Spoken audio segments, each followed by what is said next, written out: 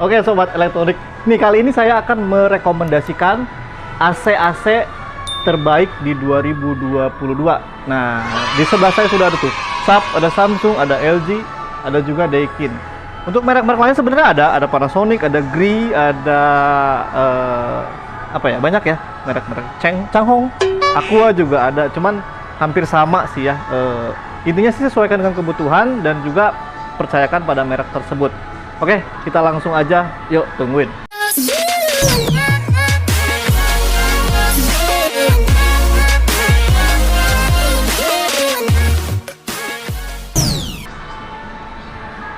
Oke ya, sobat elektronik. Nih, di dalam memilih AC, pertama adalah sobat elektronik harus tahu ruangannya dulu. Jadi ruangan itu menentukan PK-nya ya. PK itu terdiri dari setengah PK, 3/4, 1 PK, 1,5, bahkan sampai 2 PK. Yang kita review ini adalah AC split, berbeda dengan AC industri ya, atau yang ada di mall-mall atau seperti yang di atas, yaitu adalah bukan AC split, melainkan dari beda lagi ya urusannya. Kalau misalkan untuk di rumahan, yaitu AC-AC seperti ini yang mempunyai outdoor. Oke, kita langsung saja. Yang pertama ada merek Sharp. Merek Sharp di 2022 itu adalah yang paling murah, yang atas itu adalah tipe VAY. Lanjut ke tipe pesaingnya ya, itu ada SAY sebenarnya.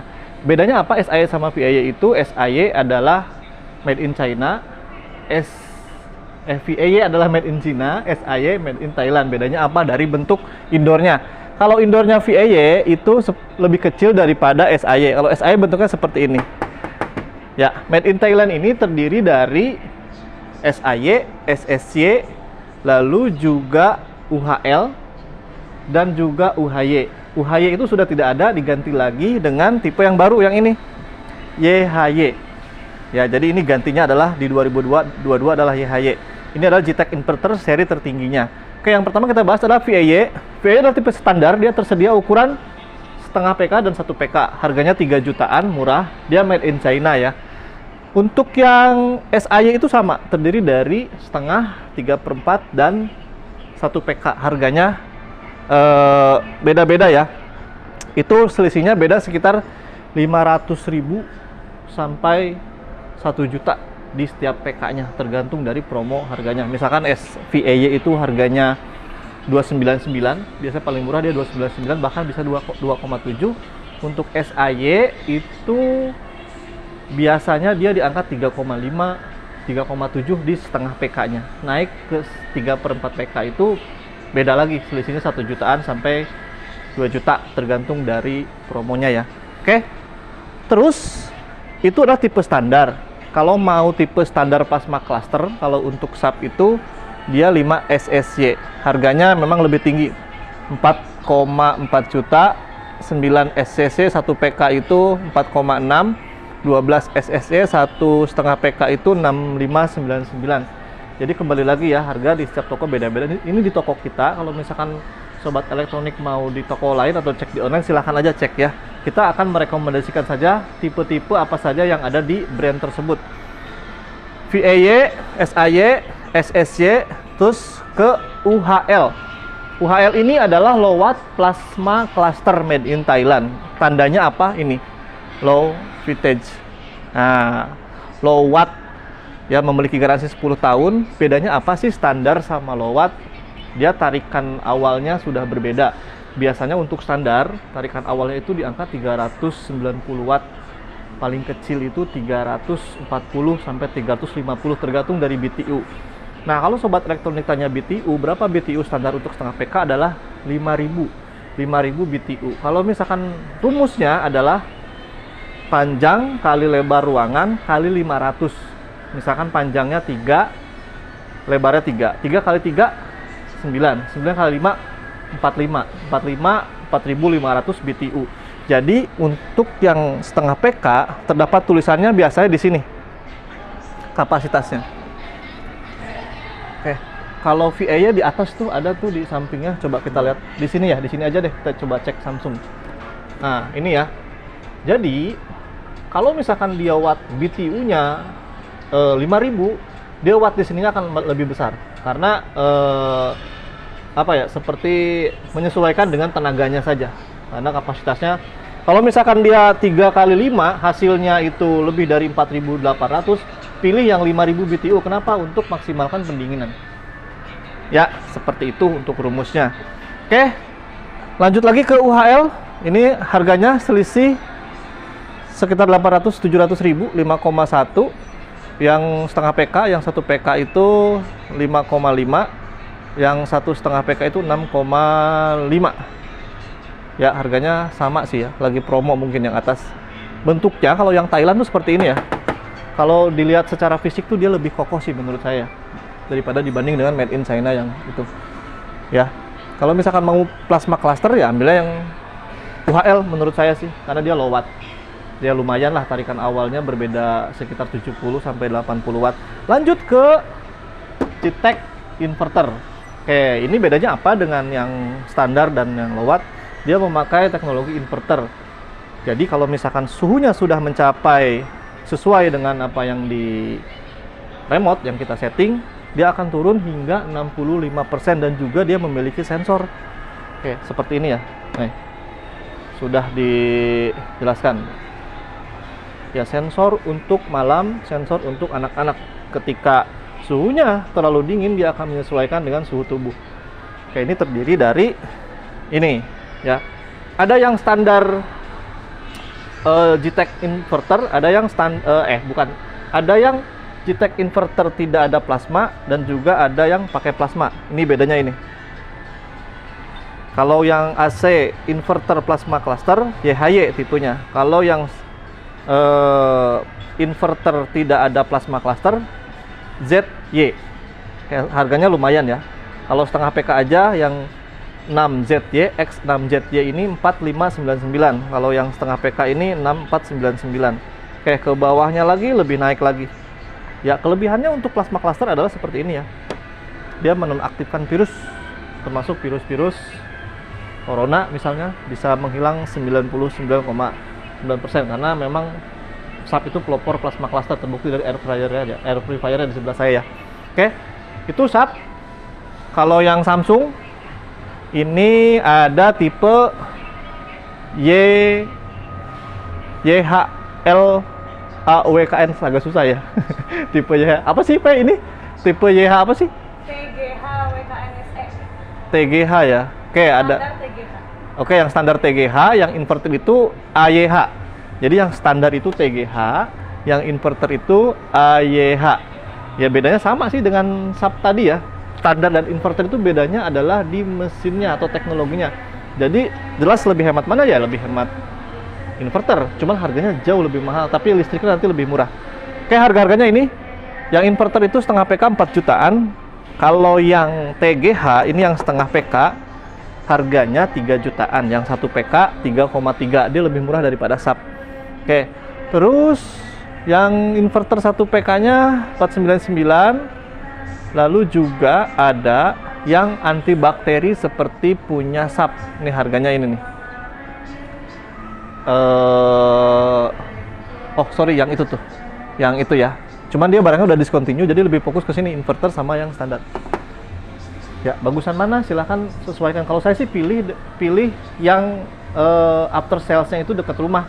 Jadi kalau sobat elektronik rumahnya dekat service center itu, misalkan Samsung, saya pilih Samsung. Kenapa? Karena memudahkan saya untuk klaim pada saat barang itu ada kendala. Kalau misalkan jauh, kita akan susah. Ya, pertama datangin teknisinya agak susah. Mungkin pilihan ya sebagai konsumen. Oke, ini juga sama sih, garansi 10 tahun dengan SAP. Kita langsung lanjut ke LG. Oke, LG ini dia sama dengan Samsung, mengeluarkan inverter dan standarnya. Harga-harganya ya ini. Kalau di toko kita, LG lebih mahal lah untuk standarnya. Kalau untuk setengah PK-nya ini harganya, Pak Editor, 4 jutaan. Yang 1 PK-nya. Kalau LG itu tipenya adalah TN ya. Jadi kalau standarnya SAP itu VAY, SAY. Kalau standarnya Samsung itu TG. Standarnya punya LG itu tipenya TN. Tinggal kodenya aja. Kalau 05 depannya setengah PK, kalau 07 depannya 3/4. Kalau 1 ya 1 PK. Itu ya untuk patokan dari AC-AC. Ini seperti ini, dia mengeluarkan juga inverter yang tipenya itu sebentar, di sini nggak ada. Oke, tipenya EV.